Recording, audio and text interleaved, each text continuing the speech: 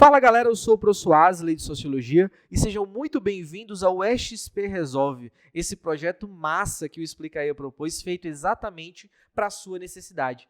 Aqui nós vamos simplesmente responder todas as questões Enem de 2009 para cá. E logo no vídeo de hoje nós temos uma questão muito, mas muito interessante, porque o que é que nós temos? Questão do Enem 2012, segunda aplicação. Se liga só nesse texto. Apesar de todo o esforço em prol de uma língua internacional artificial, até o momento a sensação é de relativo fracasso. Praticamente nenhum país adotou o ensino obrigatório de uma língua artificial. A comunidade científica continua a se comunicar em inglês, e as línguas mais difundidas internacionalmente continuam a ser de países de política ou economicamente dominantes, como o inglês, o francês, o espanhol, o russo e o chinês. Nem mesmo organismos supranacionais como a ONU e a União Europeia, onde reina uma babel de línguas, se mostram até agora inclinados a adotar uma língua artificial. Cara, que texto legal, porque ele provoca uma discussão que às vezes passa despercebido, sabe? Porque o que é que nós temos, Culturalmente falando, temos países absolutamente diversos. Só que no mundo existe uma conexão entre países, normalmente de interesse, por exemplo, econômico.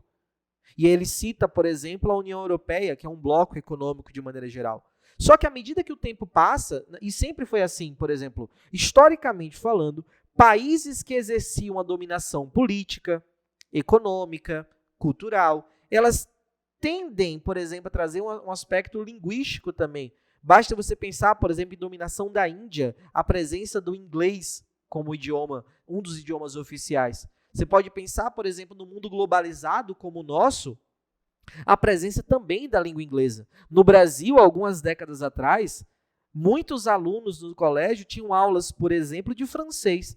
Afinal de contas, o francês era a grande referência cultural que nós tínhamos. Só que, desde sempre, tentou-se, no comando, ele vai fazer exatamente essa referência, criar uma língua artificial para ser a língua do mundo. Mas essa experiência, como ele diz, é de uma sensação e de relativo fracasso.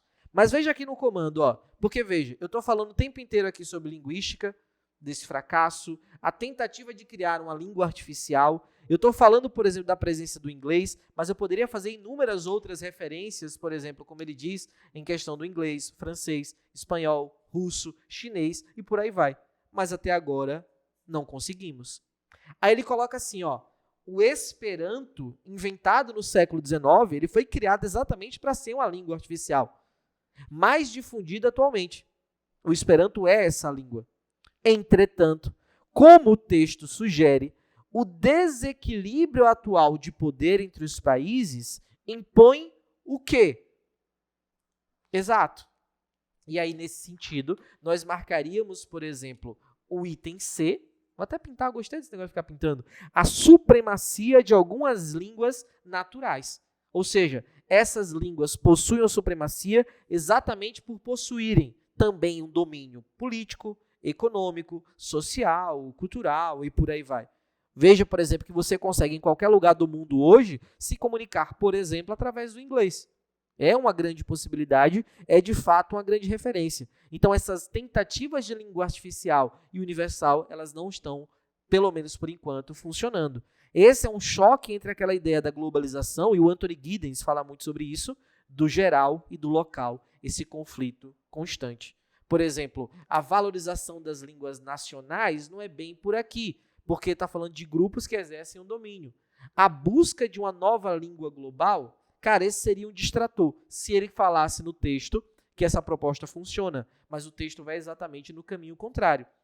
A recuperação de línguas mortas, ninguém está falando sobre isso, e a adoção de uma língua unificada é exatamente o que ele está dizendo no texto que não está funcionando. Beleza? Então, a nossa resposta, o item C, a supremacia de algumas línguas naturais. Novamente, como inglês, francês, espanhol, russo, chinês e por aí vai. Beleza? Galera, estamos finalizando o vídeo de hoje. Espero que vocês tenham curtido o vídeo.